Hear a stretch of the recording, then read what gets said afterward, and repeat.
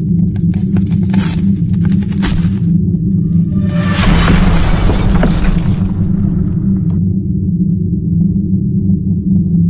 joueurs, amis joueuses, bonjour, je suis Christophe des Figous et des Jeux. Et aujourd'hui, nous allons ouvrir ensemble une grosse figurine de la gamme Epic Encounters de SFG. Nous allons donc découvrir cette boîte qui s'appelle Caverns of the Frost Giant. Donc caverne du géant du froid, du géant des glaces. Donc de la gamme Epic Encounters de SFG, donc Steamforge Game. Alors Steamforge Game est un éditeur déjà connu du monde du jeu, qui édite entre autres Dark Souls, le jeu de plateau et le jeu de cartes, God Tier, plus de nombreux autres jeux de plateau. Donc un éditeur qui a déjà une gamme assez importante et qui a de l'ancienneté. Alors cette boîte, une boîte imposante, vous voyez, qui pèse son poids quand même, et qui est indiqué 5E compatible, ce qui veut dire compatible avec la 5e édition de Donjons et Dragons. En fait, ce sont des boîtes qui ont été conçues, il y a toute une gamme, il doit exister 5 ou 6 boîtes différentes, qui contiennent du matériel, et donc principalement des figurines, pour des parties de Donjons et Dragons. Voilà, donc on va découvrir cette fameuse figurine, et cette gamme de figurines. Tac. Alors, tout d'abord, nous découvrons un livret de jeu. Alors, c'est le livret de jeu pour jouer justement le matériel contenu dans la boîte, pour jouer à Donjons et Dragons 5e édition. Donc, un petit livret, format A5, à peu près, entre A5 et A4, avec des illustrations, livret de bonne qualité, qui est par contre tout en anglais. Parce que le jeu n'existe pas, voilà, cette gamme Epic Encounters n'existe qu'en anglais pour l'instant. Mais bon, le livret est vraiment principalement dédié au jeu de rôle pour utiliser la figurine et le matériel dans des parties de Donjons et Dragons. Donc le livret explique voilà la vie, qu'est-ce qu'un géant des glaces, sa vie, les rencontres que l'on peut faire, les tactiques pour l'aborder, le battre, le combattre, comment utiliser le terrain, un terrain glacé dans une partie de jeu de rôle, avec les règles du terrain que l'on va retrouver, que je vais vous présenter juste après, qui est un terrain dans une caverne de glace, d'où le titre de la boîte, avec comment jouer avec les crevasses de glace, les stalagmites, stalactites de glace, etc., etc. Donc là, je vais pas m'étaler, ce sont les règles pour jouer, les règles de combat, ce sont toutes les règles pour jouer au jeu de rôle, avec les différentes des trésors que l'on trouve quand on bat, dans Donjons et Dragons, quand on bat des monstres, on gagne des points, des objets magiques et de l'or, etc., etc. Des caractéristiques pour le jeu de rôle, pour jouer la figurine, avec également des orques. Alors les orques de Grimfang. Alors du coup, c'est une boîte de figurines qui existe aussi dans la gamme Epic Encounters, les orques de Grimfang. Donc on peut moduler du coup plusieurs boîtes pour jouer des scénarios dans le jeu de rôle. Voilà, donc un beau livret avec des belles illustrations. Papier belle qualité, papier glacé, assez épais. Donc voilà, donc un beau petit livret, très utile pour les joueurs de jeux de rôle Donjons et Dragons. Vous voyez là par exemple on voit la gamme de la boîte justement pour jouer les orques. Donc voilà, donc très très beau livret. Bonne qualité pour l'instant. Alors, une planche de pion en carton. Avec, là on peut voir, trappe, donc ce sont les pièges, pour jouer les différents pièges que vont jouer sûrement les orques. Donc on a des jetons carton d'orques archers, style viking, et des orques lanciers. Et voilà, qui se dépunchent très très bien. Ouais, ça se détache très bien, pas de problème de ce côté-là. Je vais les remettre en place.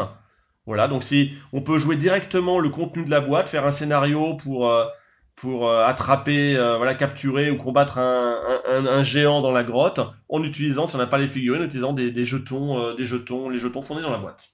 Donc voilà, donc un petit plus, toujours intéressant.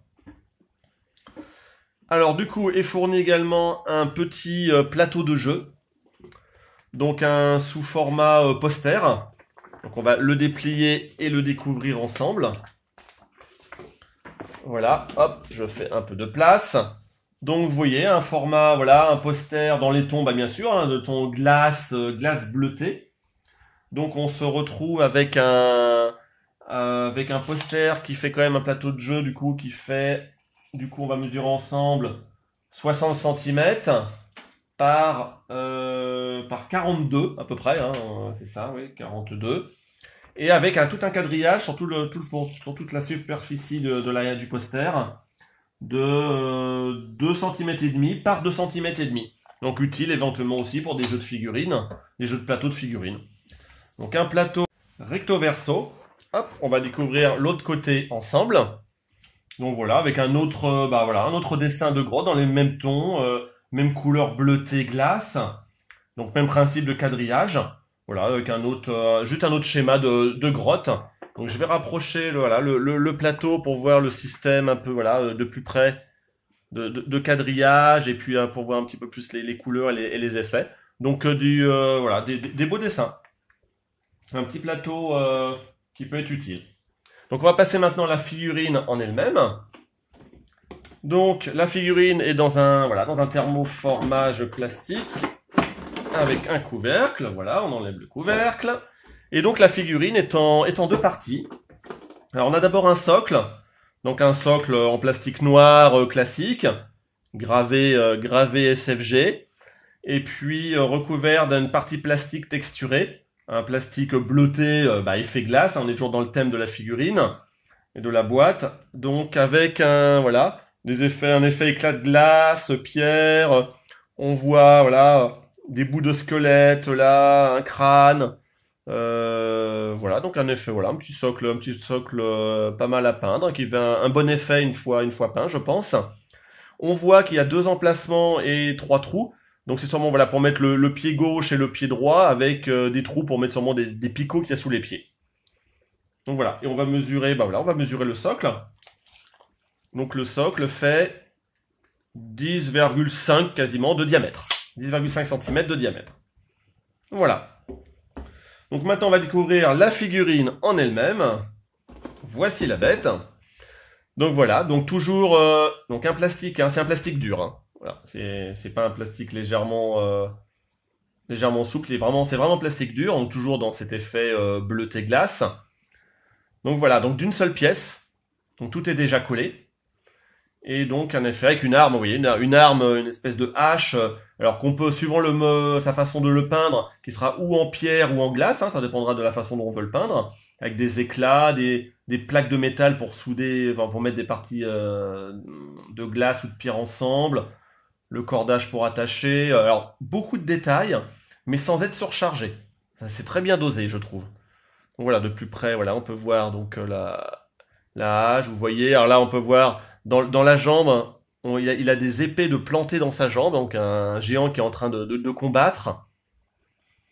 Donc pas mal de détails, des cordes attachées un peu partout avec là on voit des crânes humains, des épées attachées, des petits crânes d'animaux.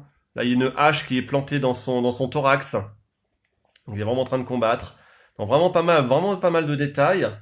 Là il a un cerf, je sais pas si vous voyez, mais un cerf qui est attaché par les pattes à sa ceinture. Donc il s'est préparé, il a été à la chasse et c'est son repas du soir. Préparé, donc plein de fourrures.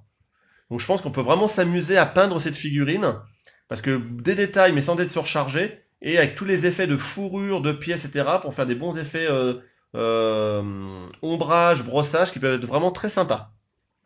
Et bien sûr un style viking, hein, on est dans la glace, donc un style nord, avec la grande barbe, le casque à pointe, les cheveux longs. Vraiment voilà, un style viking. Bon, maintenant on va essayer de le mettre sur son socle. Donc effectivement, on a pu voir, on en parlait, mais voilà, il y a 2 picots sous le pied gauche et un sous le pied droit. Donc ils correspondent aux trous qu'il y a sur le socle. Donc on va, par contre, ça ne s'emboîte pas, il y a un décalage, il y a un sérieux décalage. D'ailleurs, on va forcer pour essayer en forçant un petit peu, ça rentre. Mais voilà, ça ne rentre pas complètement. On voit que les picots par rapport aux trous, c'est pas ça du tout. Bon, c'est pas catastrophique, hein, parce que je pense que si on coupe le picot sous le pied droit, déjà on n'aura pas ce problème de décalage, on pourra bien enfoncer le pied gauche et coller après le pied droit dans l'emplacement. Je pense pas que ça soit gênant, on peut régler le problème facilement.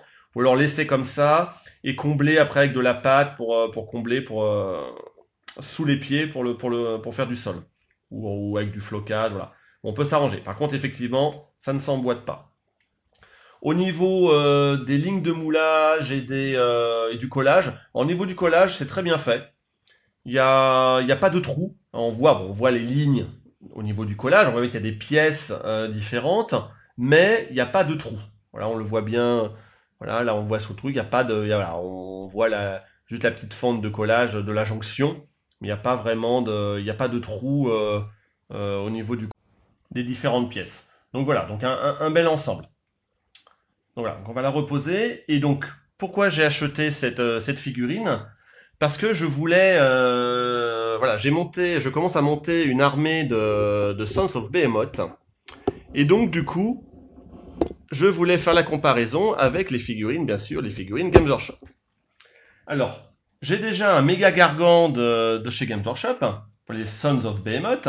Donc, une figurine qui m'était offerte par mon frère, par Jérôme. Coucou Jérôme. Et donc, du coup, voilà, si on les met côte à côte, et ben effectivement, elles font la même taille. Il n'y a pas de différence. Il y en a une, voilà, le méga gargant de chez Games est plus massif, plus costaud, et son cousin du Nord est plus mince, plus athlétique, mais fait la même taille. Donc on a juste une différence en fait de corpulence et non pas de gabarit ou de taille. Les pieds sont plus petits, moins massifs, mais voilà, ça m'a pas tranché. Ça fait en fait deux styles différents. Alors dans mon armée, voilà, ça serait pour faire les deux cousins, un qui vit dans le sud, un qui vit dans le nord. Voilà, pour mettre deux styles différents. Alors si on mesure les figurines, voilà, elles font la même taille. Le méga gargant de Games fait au niveau de la tête 17,5 à peu près. Et notre géant du Nord fait 18 cm et demi. Donc voilà, donc on est dans des gabarits similaires. Donc voilà, donc ça pourra faire un bel ensemble. Voilà, donc je vous remontrerai ça une fois peint. Je vous présenterai mon armée de Sons of Behemoth avec les deux cousins et chacun leur unité de 3 géants Man Crusher avec chacun justement le style qui va avec le style du sud et du nord. Voilà. Hop, j'enlève le méga gargant de chez Games et en gardant, voilà, pour finir, le géant de chez Steam Forge World Game de la gamme Epic Encounters. Donc voilà, conclusion, très content de mon achat. À savoir que ça fait un géant qui est à moins de 40 €. Hein, donc une belle figurine pour une somme raisonnable, avec en plus un peu de matériel avec le livret, les jetons et le petit plateau de jeu. Donc voilà, donc satisfait de mon achat. Donc hâte maintenant de le peindre et je vous le montrerai aussi une fois peint. Donc voilà, merci d'avoir regardé cette vidéo. J'espère que ça vous a plu. N'hésitez pas à mettre des pouces bleus pour dire que vous avez aimé, à vous abonner à la chaîne pour recevoir des nouvelles notifications de nouvelles vidéos mises en ligne. Je vous dis à très bientôt. Des bisous de loin, portez-vous bien. À très bientôt, amis joueurs, amis joueuses. Au revoir.